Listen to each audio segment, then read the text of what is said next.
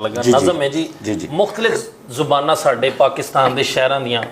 मुख्तलिफ जुबाना दे लोग एक पंचायत च बह गए ने। अच्छा इक्को पंचायत मुख्तलिफ जुबाना वाले दो भरावां दी लड़ाई है। ओके ते ओ हुण पंचायत जिहड़ी सारियां दे हत्थी आई है। ओके सियालकोटी बैठे ने कहंदे ने कि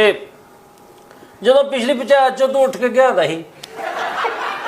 जो पिछली पंचायत चो तू उठ के गया था ही मैं ऊँ करके अपने दिल में समझा लिया था मैं कावा कबूतरा थी तेन समझा कर लिया था ही ये नहीं मैं तेरे वाले एक मुड़ा निकलाया था अगो आ गए पठवारी वो कहते मिगी दसो की करा फजू ना ते चीके ना की दसो की करा फजू ना ते चीके ना हरा रोज इन्ना इस कुत्ती चीके ना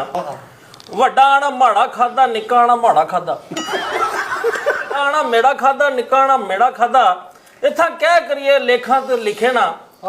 जो तुसा करना फैसला भी कर छोड़ो उठो माड़े डेरे तो उपरों जान मेरी छड़ छोड़ो सुराकी जुबान वाले वो कहंदा ए केर वाला गत्ता है तुसी धम्मी वाले दा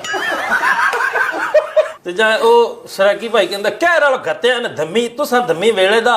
करन वाली गल करो टाइम नहीं कवेले दा मैं जाके मज्जी नूं पट्ठा दत्ता गतना है हुण दसो इन्हां दोवां बिरावां च की करना है ਉਹ ਲਿੱਤਰ ਨਾ ਖਾਇਓ ਮੈਥੋਂ ਗੱਲ ਮੇਰੀ ਮੰਨ ਲਓ ਜਿਹੜਾ ਜਿਹੜਾ ਹੱਥੀ ਆਉਂਦਾ ਹੈ ਅੱਧਾ ਅੱਧ ਵੰਡ ਲਓ ਉਹ ਹੁਣ ਦੋਵੇਂ ਭਰਾ ਕਹਿੰਦੇ ਨੇ ਕਿ ਗੱਲ ਸੁਣੋ ਚੌਧਰੀਓ ਅਸੀਂ ਨਹੀਂ ਜੇ ਲੜਨਾ ਗੱਲ ਸੁਣੋ ਚੌਧਰੀਓ ਅਸੀਂ ਨਹੀਂ ਜੇ ਲੜਨਾ ਅਸੀਂ ਆਪੇ ਘਰ ਜਾ ਕੇ ਫੈਸਲਾ ਹੀ ਕਰਨਾ ਅਸੀਂ ਉਂਝ ਕਰ ਲਾਂਗੇ ਜਿੰਜ ਸਾਡਾ ਸਰਿਆ ਅਸੀਂ ਕੀ ਕਰਨੀ ਹੈ ਸੱਤ ਰੰਗੀ ਪਰਿਆ ਤੋਵਾ ਅਸੀਂ ਦੋਵਾਂ ਵੀਰਾਂ ਨਸੀਹਤ ਫੜ ਲਈ ਜਾਓ ਸਾਡੀ ਜਾਨ ਛੱਡੋ ਸੁਲਾਹ ਕਰ ਲਓ ਹਾਂ ਵਾਹ ਵਾਹ ਵਾਹ